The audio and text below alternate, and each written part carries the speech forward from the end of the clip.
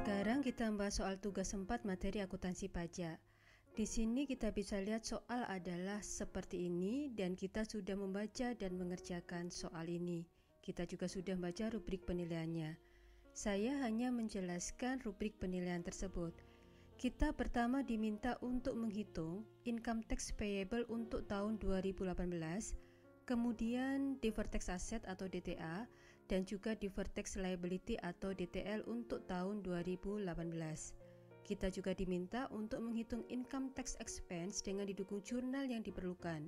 Terakhir, kita diminta untuk menghitung effective tax rate. Kita menghitung income tax payable terlebih dahulu. Kita tahu bahwa laba akuntansi disebut pre-tax financial income, yang ini selalu kita hitung selama ini berdasarkan standar akuntansi keuangan.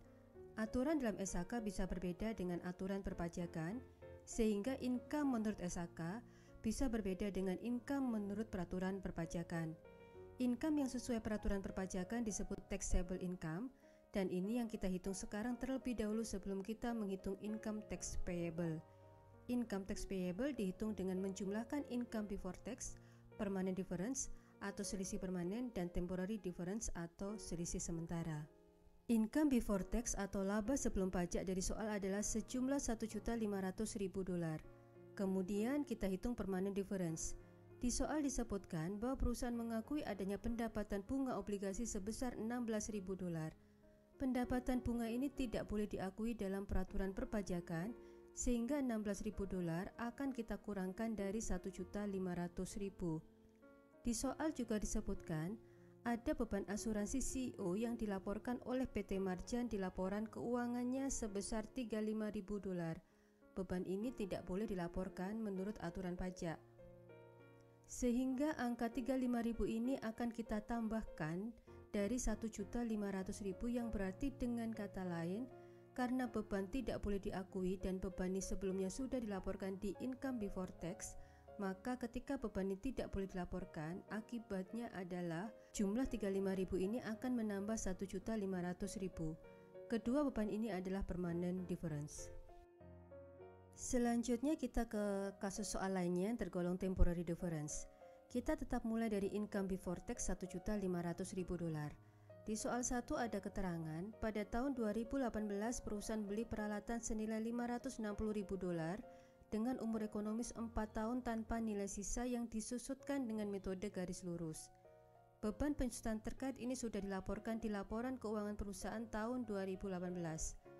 Namun ketentuan perpajakan menyebutkan bahwa perusahaan menggunakan metode dipercepat dengan penyusutan sebesar $252.000 pada tahun pertama dan sebesar $100.800 pada tahun kedua.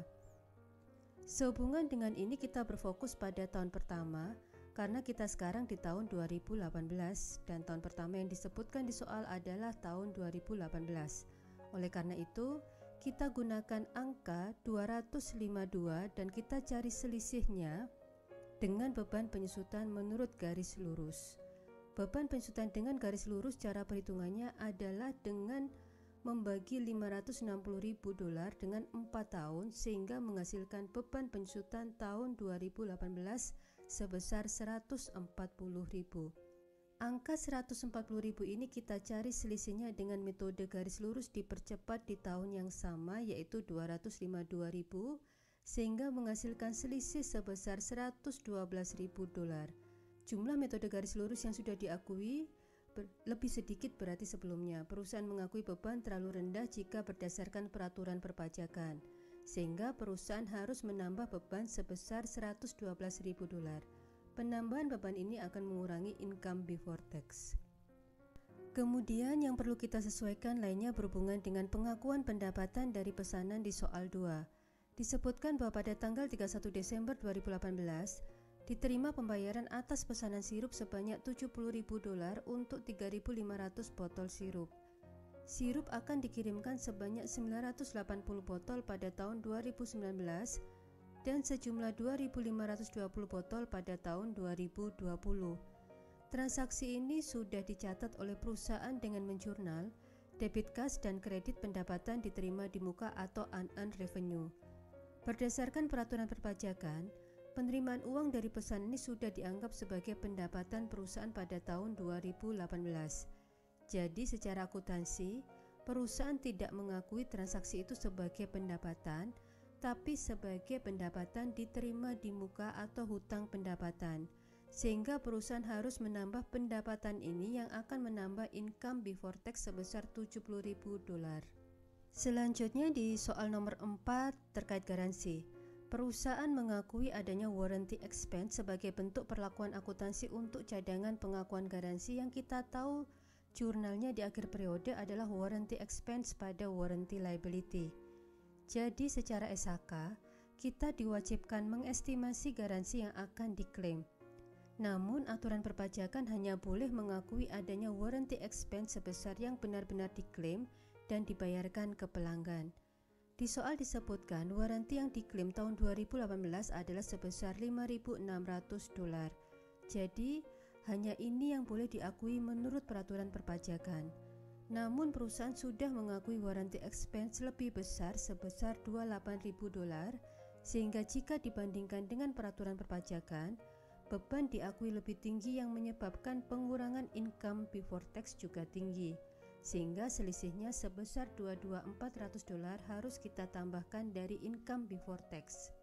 Dari perhitungan semua itu, income before tax sejumlah $1.500.000, kemudian kita kurangkan dengan pendapatan bunga dari obligasi sejumlah $16.000, dan kita tambahkan dengan beban asuransi CEO sebesar $35.000. Kedua transaksi ini disebut permanent difference. Kemudian kita kurangkan sebesar $112.000 untuk selisih penyusutan. Kita tambahkan dengan pengakuan pendapatan dari pesanan sejumlah $70.000, serta kita tambahkan dengan selisih biaya garansi sebesar $70.000. Sehingga total taxable income adalah sebesar $1.499.400.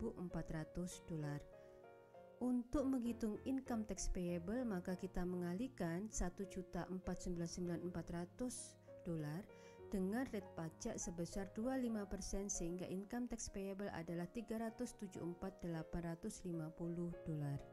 Sekarang kita diminta untuk menghitung DTA dan DTL.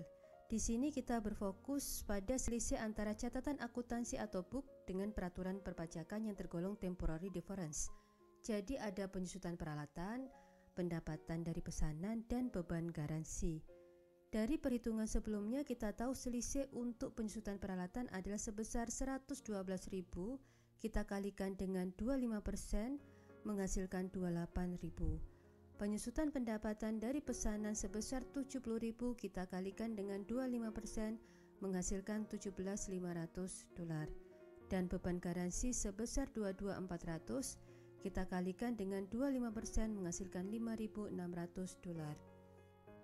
Sekarang dari selisih itu kita golongkan mana yang DTL dan mana yang DTA. Kita tahu DTL jika pajak yang dibayarkan lebih rendah dan DTA jika pajak yang dibayarkan lebih tinggi. Dari pembahasan soal sebelumnya di soal 1, kita tahu transaksi yang menyebabkan pajak dibayarkan lebih rendah terkait dengan penyusutan peralatan, sehingga ini tergolong DTL. Dan yang tergolong DTA adalah pendapatan dari pesanan dan warranty expense. Sehingga total DTL adalah $28.000 dan total DTA adalah $17.500 ditambah $5.600 yaitu $23.100. Kita sekarang di soal C yaitu menghitung income tax atau beban pajak. Beban pajak dihitung dengan cara menjumlahkan DTL $28.000 dan income tax payable sebesar $374.850. Kemudian kita kurangkan dengan deferred tax asset sebesar $23.100 sehingga beban pajak adalah $379.750. Jurnalnya adalah sebagai berikut.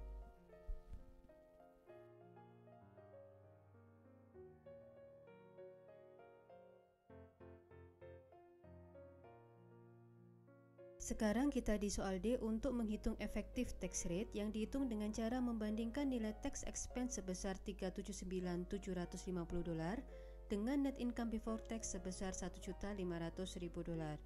Sehingga effective tax rate adalah sebesar 25,32%. Kita telah membahas latihan soal ini, selanjutnya silakan berlatih sebanyak-banyak memahami akuntansi untuk income tax.